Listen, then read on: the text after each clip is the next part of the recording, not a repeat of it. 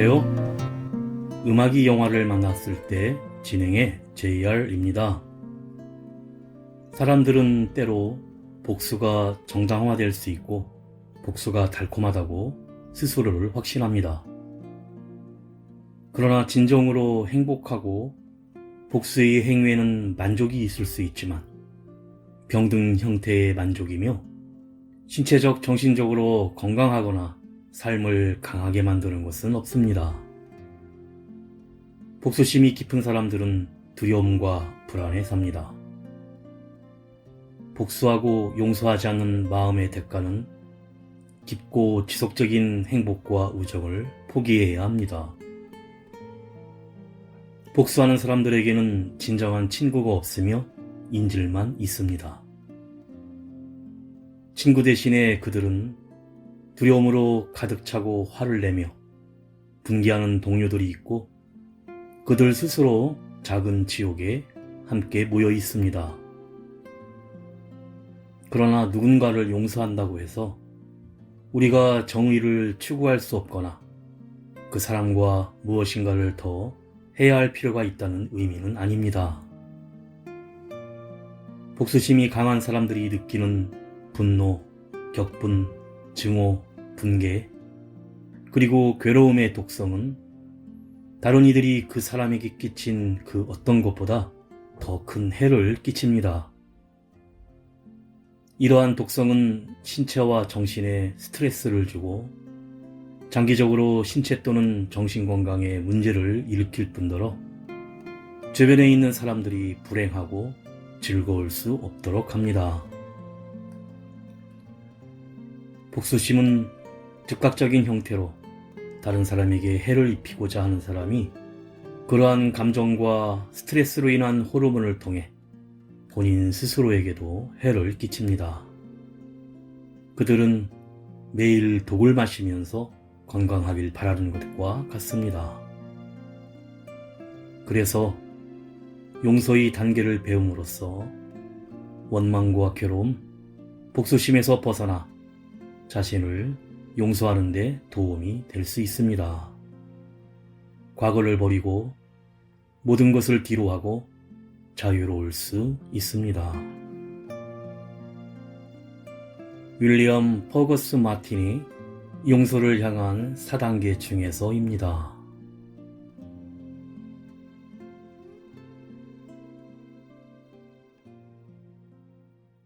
음악이 영화를 만났을 때 오늘 소개해드릴 영화는 지난 3월 개봉한 한국 독립영화 찬란한 나의 복수입니다. 땡손이 사고로 사랑하는 아들 동빈을 잃은 형사 류이재는 범인을 찾지 못한 채 공소시효를 넘겨버리고 상심이 너무 큰 아내와도 이혼해 가정마저 무너집니다. 피폐한 일상 속에 술로 달래다가 남원으로 전출되어 친하게 지내게 된 엄소연을 만나며 새로운 삶을 살아가려는 찰나 공소시효까지 만료된 13년 만에 우연히 아들을 죽인 범인 이막천과 맞닥뜨리게 됩니다. 아들을 죽였다는 범인에게 류이재는 어떻게 복수를 할지 먼저 가수 백지영이 부르는 안 되겠니 듣고 영화 이야기 시작합니다.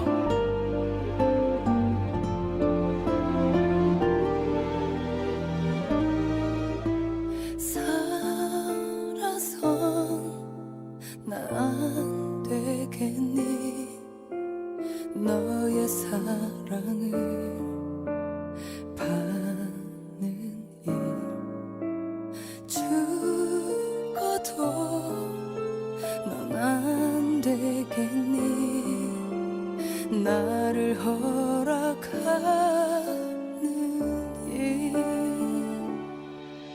내 가슴이 하는 말 세상 굴릴 듯한데 단 한 사람은 넌 듣지 못하는 거니 잠시 머물다가는 네 가슴 때문에 차마 널 버릴 수도 없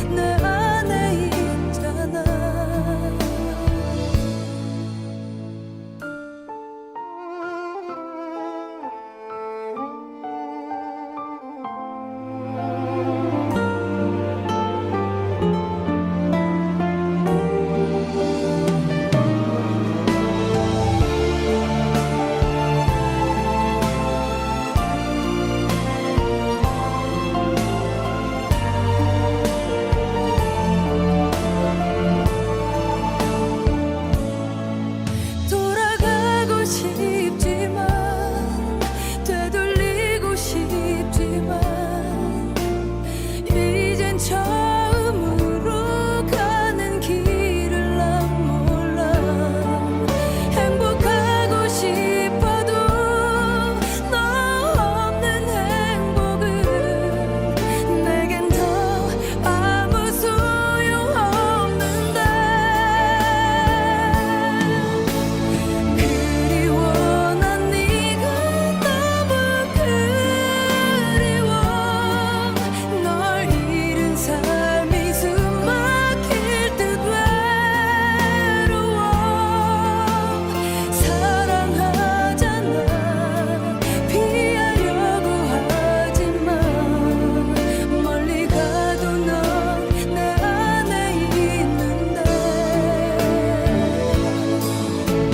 세상은 내게 미쳤다 말해도 너를 지켜낼 수 있는 나잖아.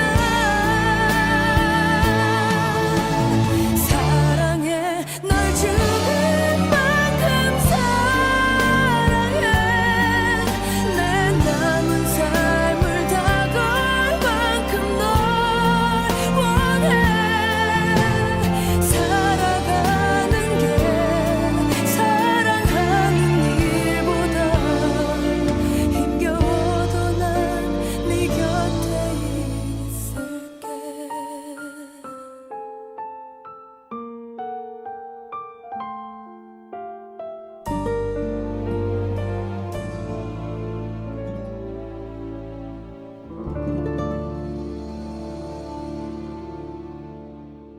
(2007년 12월) 잠복 근무 중인 형사 류이재에게 아들 동빈이 아빠, 아빠라는 소리가 들리자 정신을 차리는데, 차 안에서 대기하던 동료 형사가 기다리자고 하는데 범죄 현장을 급습하려고 걸어나가는 순간 아내에게 전화가 걸려와 아들이 죽었다고 울먹이고 류이재는 그 자리에서 얼음처럼 굳어 서버립니다. 병원으로 달려가고 확인 결과 아들 동빈이 뺑소니 차에 치여 사망한 것인데, 현장의 CCTV도 고장나 차량을 확인할 수 없어 난감한 상황입니다. 류이재는 내가 꼭 잡겠다고 다짐을 하며 이를 악무는데, 어느덧 세월이 흘러 공소시효도 다 지나고 3년이 더 흐른 뒤 형사 이재는 남원 경찰서로 전출이 되어 홀로 떠나게 됩니다. 술을 마시고 이틀 동안 잠에 빠져 과거 아들 동빈과 아내와 함께 즐겁던 시절의 꿈을 꾸지만 첫 출근에 하루 반나절이나 지각한 상태로 나타나자 형사반장이 퇴근 시간이 다 됐는데 뭐하러 왔냐고 비아냥거리며 내보냅니다. 후배 형사 영태의 안내로 남은 지역을 차를 몰고 돌다가 한 학생 무리가 세워진 차들의 문을 열면서 차량 처리하는 것을 발견하고 쫓아가다 무리 중에 승휘라는 학생을 붙잡게 됩니다. 핸드폰을 빼앗아 엄마에게 전화를 하지만 받질 않자 이제는 아들 동빈이 생각나서인지 같이 오락실에서 게임을 하며 부모를 기다리는데, 승희 엄마 엄소연이 찾아와 죄송하다며 직장 때문에 혼자 있는 승희가 나쁜 친구들과 어울리고 있었고 한 번만 봐달라며 돈 봉투를 건네는데, 이번이 처음 있는 일이 아니었습니다. 류이재는 아들 동빈이 맞벌이로 혼자 지나야 했던 때를 떠올리며 많은 생각에 잠깁니다. 아이돌 그룹 비스트가 부릅니다. 비가 오는 날엔.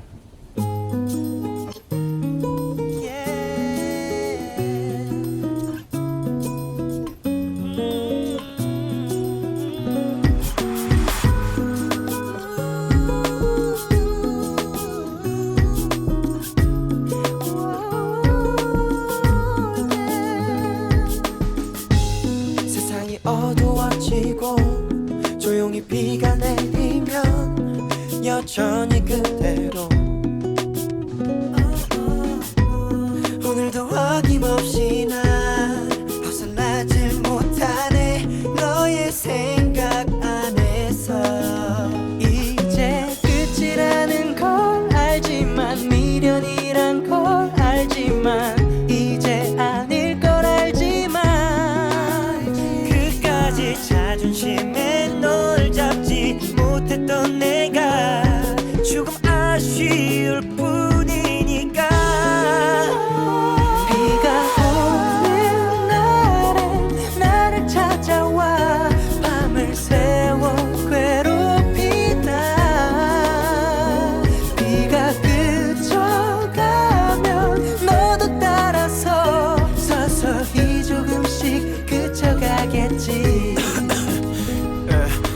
밥 그만 마셔야 될 것 같아. 비가 떨어지니까 나도 떨어질 것 같아. 뭐 네가 보고 싶다거나 그런 건 아니야. 다만 우리가 가진 시간이 좀 날카로운 뿐. 네가 참 좋아했었던 이런 날이면 아직 너무 생생한 기억을 꺼내놓고 추억이란 덫에 입으로 말을 들여놔. 벗어나려고 발버둥조차 치잖아. 너를 다 지워냈지만 모두 다 비워냈지만 또 다시 비가 내리면 힘들게 숨겨놨던 너의 모든 기억들이 다시 돌아와 널 찾나봐. 비가 오는 날엔 나를 찾아와 밤을 새워 괴롭히다. 비가 그쳐가면 너도 따라서 서서히 조금씩 그쳐가겠지.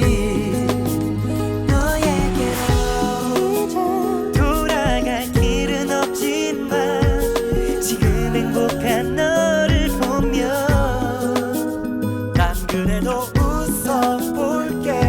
널 잡을 수 있었던 힘이 내겐 없었으니까.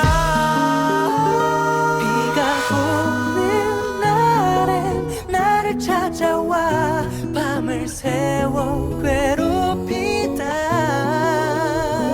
비가 그쳐가면 너도 따라서 서서히 조금씩 그쳐가겠지. 어차피 끝나버린 걸 이제와 어쩌겠어. 뒤늦게 후회나는 거지. 떨어진 놈처럼 비는 항상 오니까 계속 반복되겠지. 그치고 나면 그제서야 나도 그치겠지. 비는 항상 오니까 계속 반복되겠지. 그치고 나면 그제서야 나도 그치겠지. 그런데 류이제는 경찰서에서 보험 영업을 하고 있던 승희 엄마 엄소연을 우연히 만나는데 형사과장 영태, 조사받던 조폭까지 소연의 수완에 보험 가입을 하고 이제도 가입을 하라고 하자 아이도 죽었는데 무슨 보험이냐고 내뱉자 남은 사람은 살아야 하지 않냐는 소연의 말에 우리 집에 당신 아들이 왔었다며 같이 데리고 나가자 후배 형사 영태가 역시 서울 사람은 다르다며 부러워합니다. 승희가 류이제의 차 본네트에 크게 낙서를 하고 간 것이었고 이를 보고 소연은 거듭 사과를 하자 이제는 갑자기 자기도 보험을 들겠다면서 신청서에 사인을 하고 다음에 다시 만날 수 있냐 대시를 하는데 망설이던 소연은 만일에 술을 끊는다면 한번 생각해 보겠다고 합니다.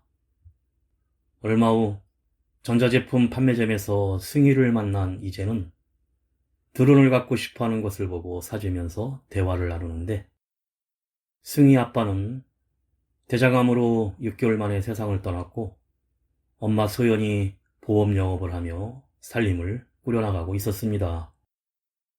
류이제는 아들 동빈 생각에 승희에 대한 애틋함과 소연에게도 관심을 갖고 있어 술까지 끊었는데 그 이후로 승희와 소연, 이제 세 사람은 같이 등산도 함께 하면서 소중한 시간을 보내는데 세상에서 제일 무서운 음식이 탕, 수육이란 아재 개그도 날리며 점점 가까워집니다.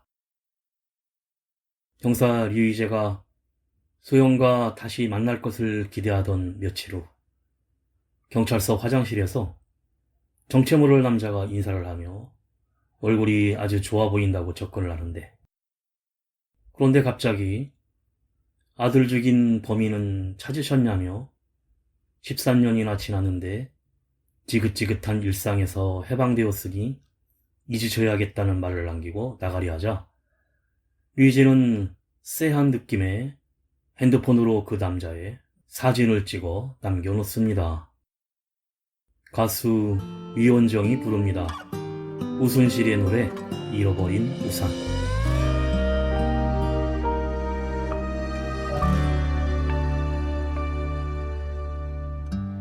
안개비가 하얗게 내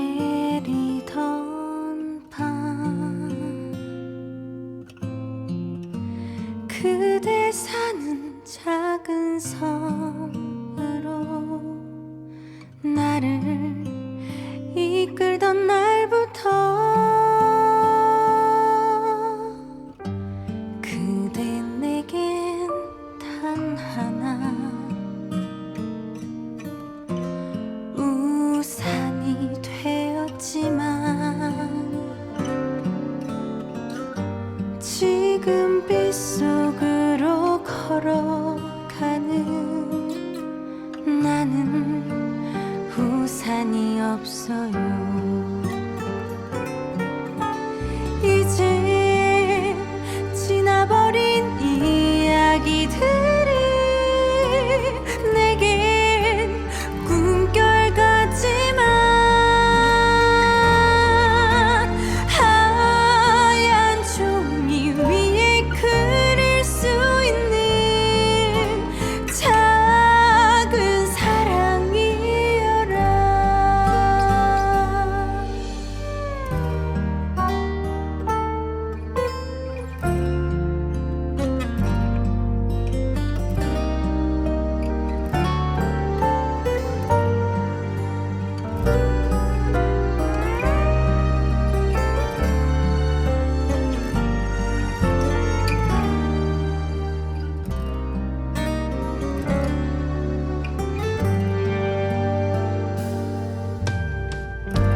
잊혀져간 그날의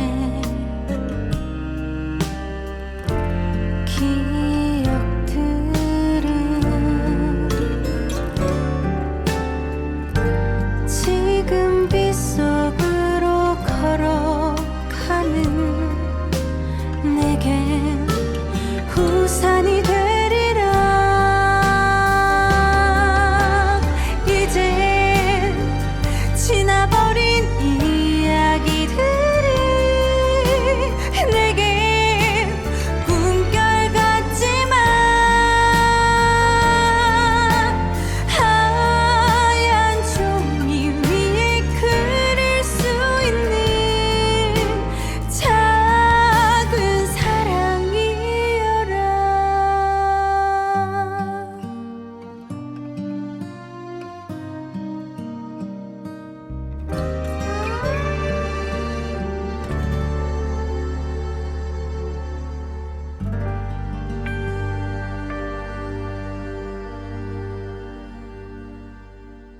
(13년) 전 CCTV가 고장나 아들 동빈의 뺑소니범을 찾지 못했고 류이제는 혼자라도 범인을 찾기 위해 강박에 시달리고 있었는데 용의자들을 대할 때 과도한 폭력까지 행사하며 수사했지만 방법이 없었습니다.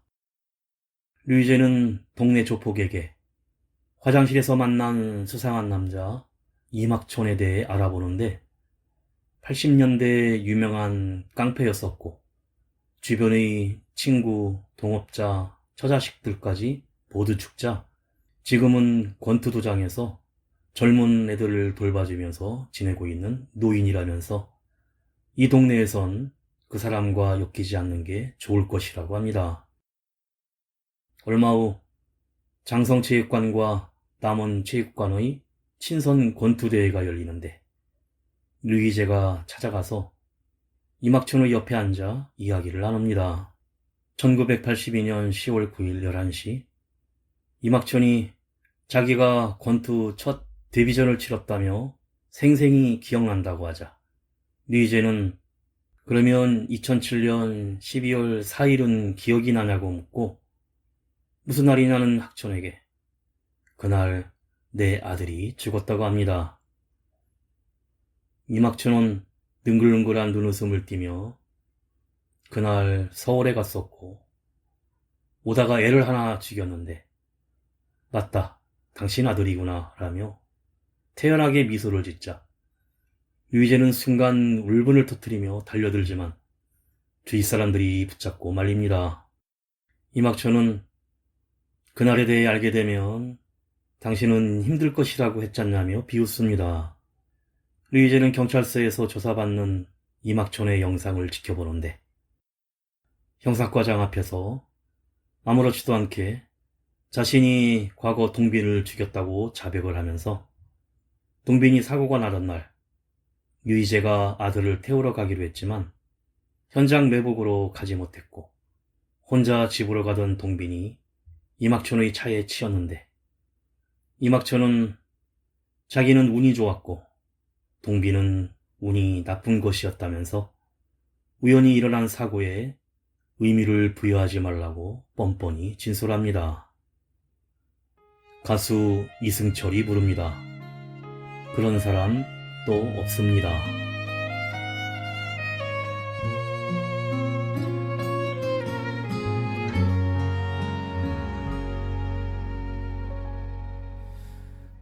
천번이고 다시 태어난데도 그런 사람 또 없을 테죠. 슬픈 내 삶을 따뜻하게 해준 참 고마운 사람입니다. 그런 그댈 위해서 나의 심장쯤이야 얼마든 아파도 좋은데 사랑이란 그 말은 못해도 먼 곳에서 이렇게 바라만 보아도 모든 걸 줄 수 있어서 사랑할 수 있어서 난 슬퍼도 행복합니다.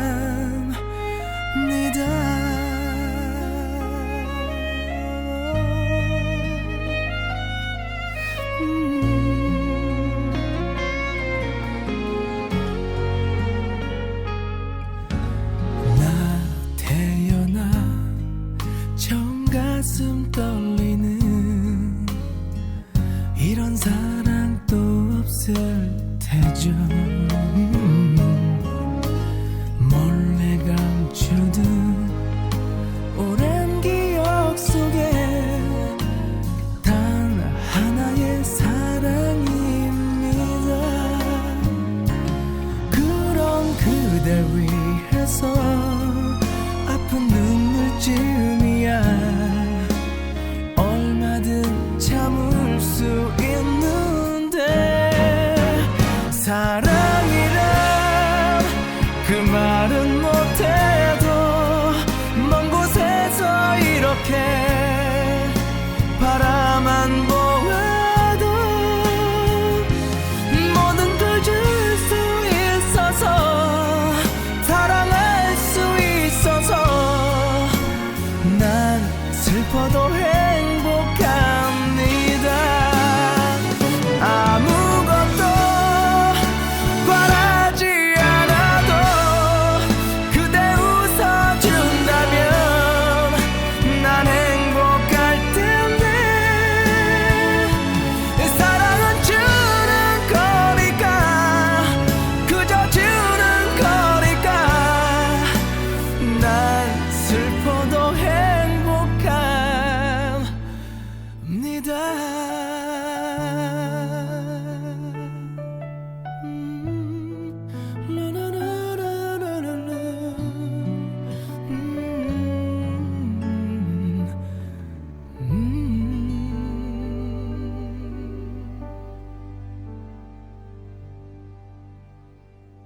이막천의 집에 찾아간 류이제는 남원에 온 것도 만난 것도 우연인데 이런 인연이라는 게 무섭다는 이막천에게 내가 10년이 넘게 범인을 쫓았고 아내는 1년 동안 울다가 1년은 잠만 잤는데 당신은 이렇게 잘 살고 있었냐고 따지며 당신은 3명의 인생을 망쳤고 후회나 반성도 모르냐고 합니다.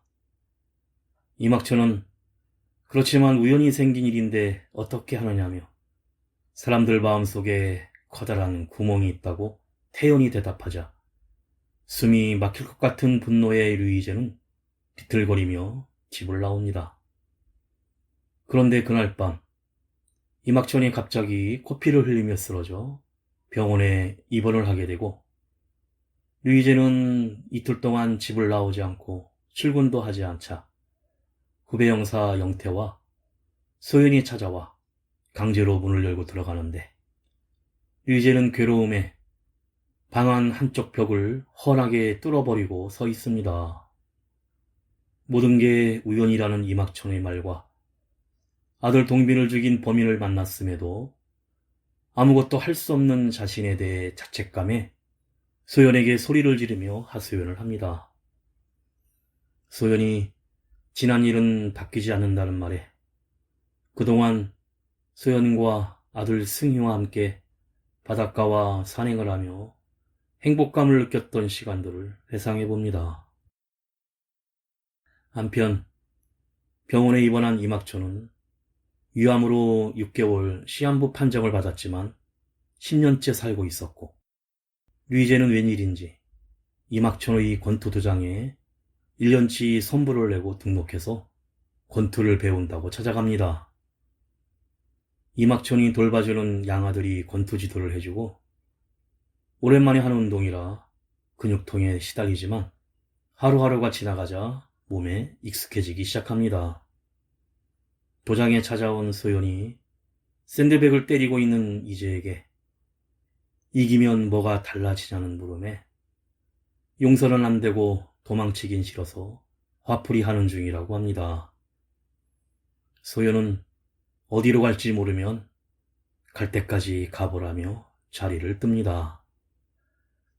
가수 태연이 부릅니다. 가까이. 하지 못한 말이 너무 많아요. 한 번도 당신은 듣지 못했지만 내 앞에 보여진 누군가라무나 사랑할 그런 사람은 아니에요.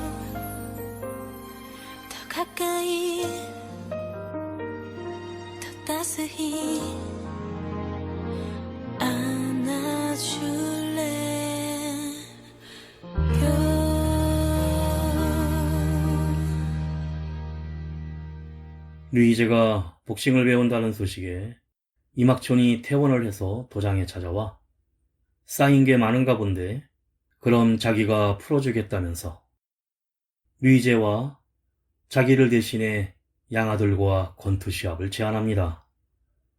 실력 차이로 류이제가 펀치를 맞고 쓰러지고 계속해서 연타를 허용하는데 링 밖에서 이막촌이 류이제를 코치하자 반격을 시도하지만 결국 복부에 강타를 맞고 류이제가 링에 무릎을 꿇고 맙니다.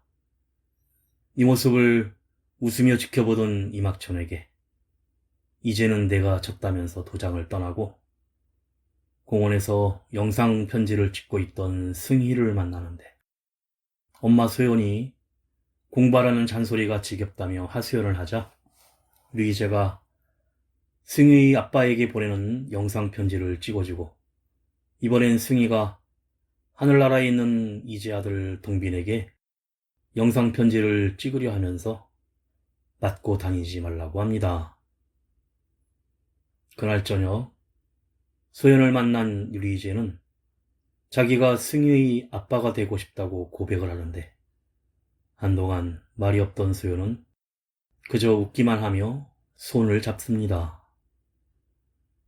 한편 얼마 후 이막촌은 정밀 진단을 위해 MRI 촬영기에 들어가는데 이젠 몸이 쇠약해져서 휠체어 신세를 지고 있었고 류이제는 속초경찰서로 전출을 가게 되었는데 그때 승희의 전화로 이막촌이 자신이 거짓말을 한 것이 있다는 연락이 옵니다. 놀란 류이제는 권총까지 챙겨 이막촌을 찾아가는데 사고가 있던 날 길가에 쓰러져 있던 아들 동빈이 그때까지 살아 있었고 이막촌이 차에서 내려 동빈을 쳐다보며 뭐가 보이냐고 물어봤다고 태연하게 얘기하는 모습에 류이제는 또다시 분노가 치밀고 자기가 말기암 환자라며 주사기 가방을 쳐다보자 류이제가 독약과 주사기를 꺼내어 이막촌에게 꽂으려다가 울분과 눈물을 흘리며 멈추고 이내 당신은 지금 무엇이 보이냐면서 참 불쌍한 사람이라고 내뱉고는 자리를 떠납니다. 그런데 이 장면은 화분 옆에 숨겨놓은 카메라가 찍고 있었고 이막촌이 의도적으로 파놓은 함정이었습니다. 가수 태희가 부릅니다. 닮은 사랑.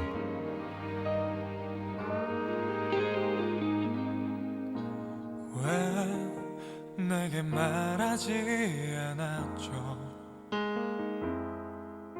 그대를 떠난 예전 사람과 참 많이 닮아서 나를 만난 거라고 내 모습에 숨겨진 그에게 이끌려 머문 거라고 그와 같던 곳에 갔나요?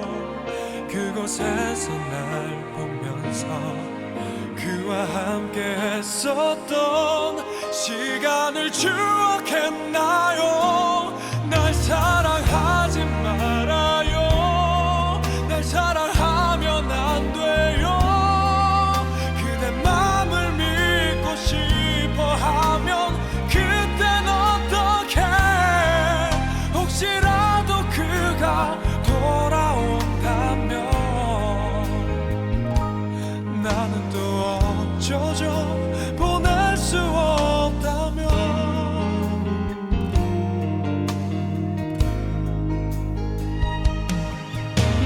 날 용서해 줄 수 있나요? 그녀와 닮은 그대 때문에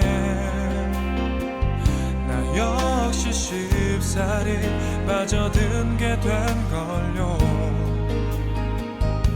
늘 가슴 한 구석에 그녀의 자리를 비워둔 채로 못해준 게 너무 많아서 느린 맘에 걸려 대신 그대에게도 잘하고 싶었었나 봐. 날 사랑하지 말아요. 날 사랑하면 안 돼요. 그대 맘을 믿고 싶어 하면 그땐 어떡해. 혹시라도 그가 돌아온다면 나는 또 어쩌죠. 보낼 수 없다면 다시 길들여지는 게 다 잊고서 시작하는 게 상처될까 원할수록 겁이 나.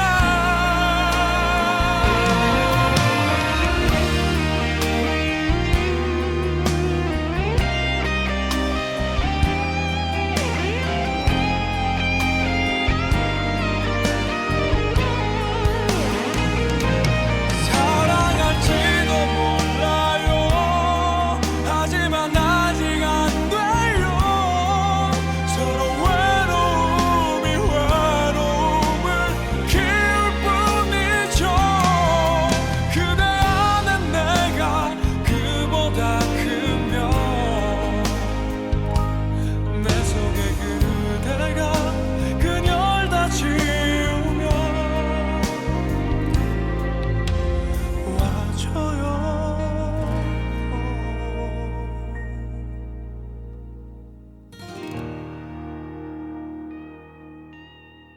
자신의 죽음까지 이용해 류희재를 함정에 빠뜨리려던 이막초는 숨겨놓은 카메라를 치우며 졌다라며 허탈해하고 얼마의 시간이 흐른 후 휠체어에 앉아 창밖을 바라보던 이막초는 힘없이 손을 늘어뜨리고 죽음을 맞이합니다. 그리고 속초로 발령받은 류희재는 승희가 졸업하면 소연과 함께 속초에서 가족으로 같이 살기로 약속하면서 기념 촬영을 하는데 상상의 아들 동빈이 사진을 찍어주는 장면과 얼굴에 환한 웃음을 짓고 속초로 떠나는 운전하는 류희재의 모습이 이어지면서 속초 바다의 파도 소리가 점점 크게 들리며 영화가 끝이 납니다.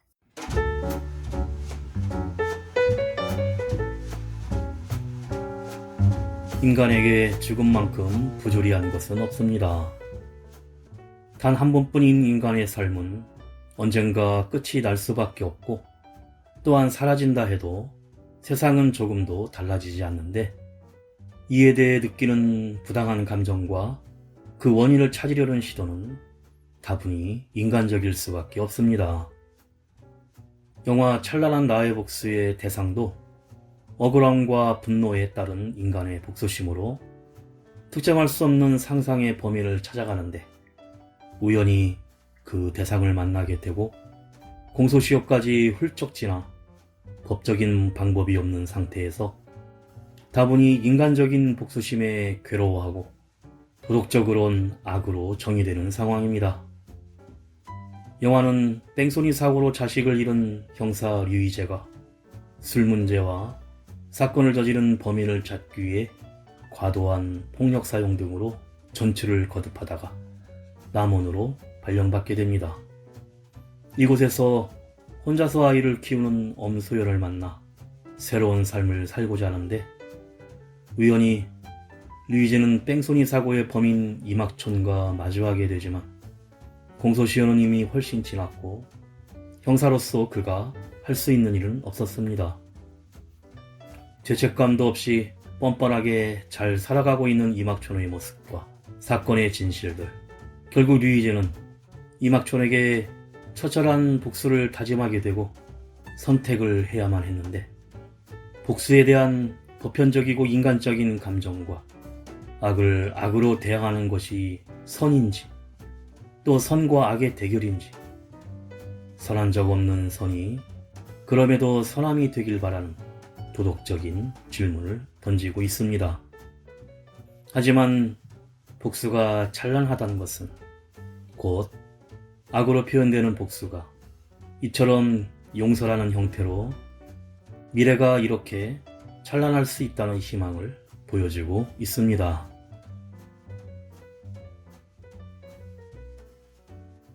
음악이 영화를 만났을 때 오늘 소개해드린 한국 독립영화 찬란한 나의 복수였는데요.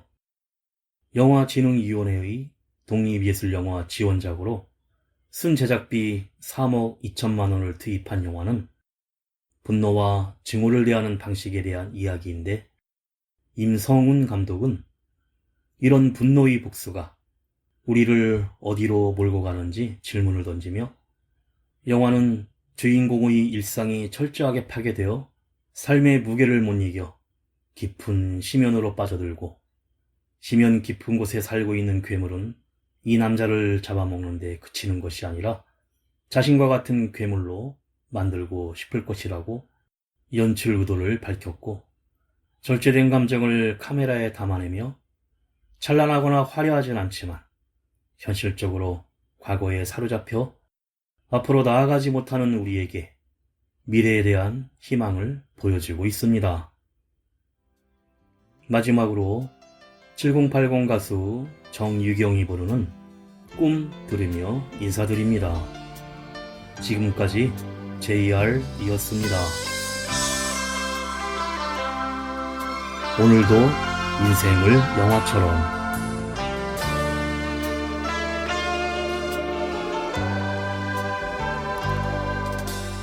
하얀 별빛이 쏟아지는 은은한 그곳에서 나는 그대에게 내 마음을 털어놨죠. 뿌여 안개가 떠다니는 꿈속 같은 그곳에서 그대 향한 내 눈빛을